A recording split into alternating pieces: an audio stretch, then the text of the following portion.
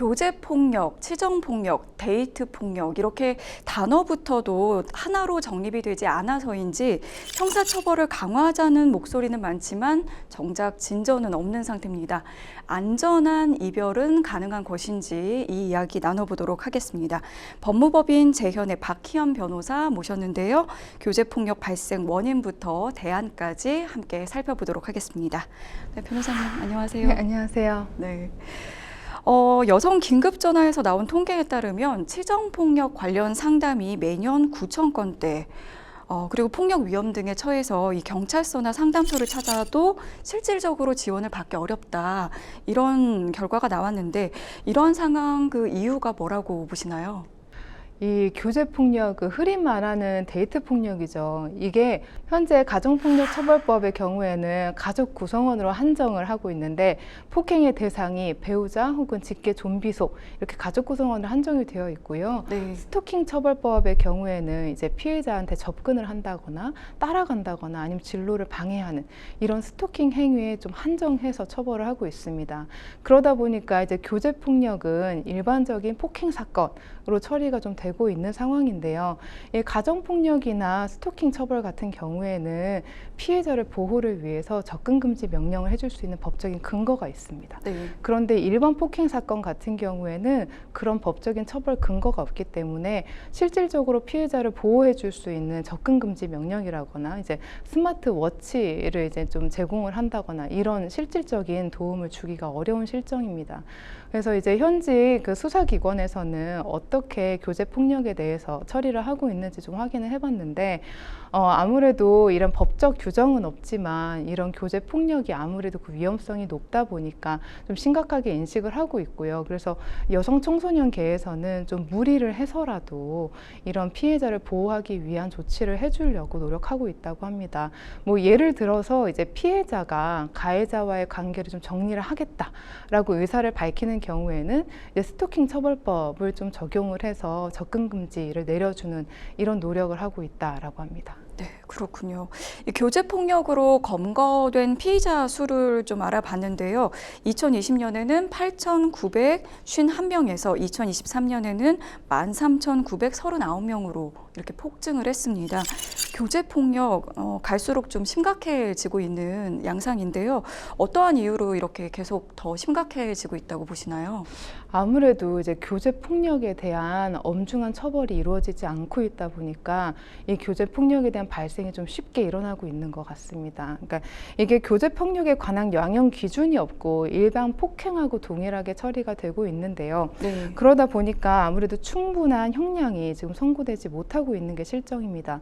또 이제 법원에서는 이런 연인 관계의 특수성을 좀 감안을 해서 판결을 내리고 있기도 하고요. 특히 이제 피해자 같은 경우에는 이제 아무래도 가해자가 본인하고 이제 연인 관계였다 보니까 이런 여러 가지 문제로 인해서 합의를 많이 해주고 있습니다. 뭐 피해자 입장에서는 가해자가 연인 관계이니까 마음이 좀 약해지는 경우도 있고요. 네, 그럴 수 있죠. 네, 네. 그렇죠. 그리고 아무래도 나에 대해서 너무 많은 것을 알고 있는 상대다 보니까 사실상 보복에 대한 두려움도 상당히 네. 큽니다. 그리고 아무래도 이제 교제 폭력이라는 특수성이 어떤 통제된 상황 안에서 지속적이고 반복적으로 폭력이 이루어지고 있다 보니까 피해자 입장에서는 이제 심리적으로 아주 많이 취약해져 있는 상태에서 좀 무력화된 상태에서 가해자가 나에게 좀 합의를 하자 뭐 이런 식으로 강요를 하고 압박을 하면 아무래도 그에 따라서 합의를 하게 되는 거 상당히 많습니다. 그런데 이게 이 합의라는 게 양형에는 많은 영향을 주기 때문에 아무래도 합의를 하면 처벌이 경미해질 수밖에 없습니다. 그리고 또 이게 교제폭력을 일반 폭행 사건으로 치부해서 처리를 하다 보면 이 폭행죄는 반의사불벌죄라고 해서 피해자가 처벌을 원하지 않는다라고 했을 때에는 처벌 자체를 할 수가 없습니다. 그러다 보니 처벌 자체를 엄중하게 할 수 없다라는 현실적인 문제가 있습니다. 네. 말씀해 주신 것처럼 약간 법의 사각지대에 놓여 있다 이런 지적이 있는데요.